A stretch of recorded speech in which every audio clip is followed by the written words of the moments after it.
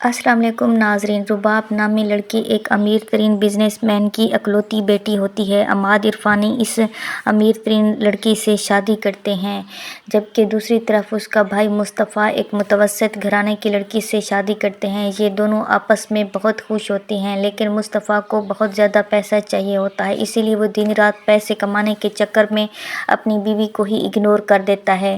اس کی بیوی بیمار ہوتی ہے، لیکن وہ بار بار مصطفیٰ کو کال کرتی ہے، لیکن مصطفیٰ اس کی کال ہی اٹینڈ نہیں کرتے، وہ اتنے بزی ہوتے ہیں۔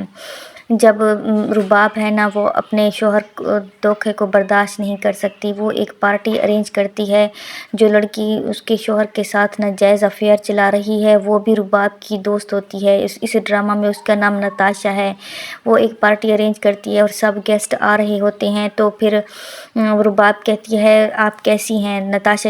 دوسری طرف شرجینا پریگنینسی کی حالت میں بہت بیمار ہوتی ہے۔ وہ اپنے شوہر مصطفیٰ کا بار بار انتظار کرتی ہے کہ کب مصطفیٰ آئے گا، لیکن مصطفیٰ کو گھر آنے کا ٹائم نہیں ملتا۔ وہ ایک بہت بڑا بزنس مین بننا چاہتا ہے، اس لیے وہ اپنے شوہر کو بلاتی ہے، لیکن اس کے شوہر اس کی کال ہی اٹینڈ نہیں کرتے۔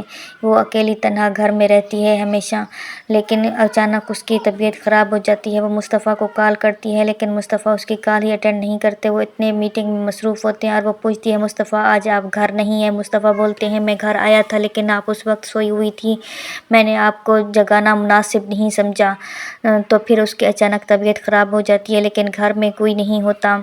جب مصطفیٰ گھر واپس آتے ہیں تو اس کو بے ہوش حالت میں دیکھ کر اس کو ہسپتال لے جاتے ہیں، لیکن وہاں ڈاکٹر کہتے ہیں اب ہم کچھ نہیں کہہ سکتے کہ شرجینا اور اس کا بچہ دونوں ٹھیک ہو سکتے ہیں یا نہیں۔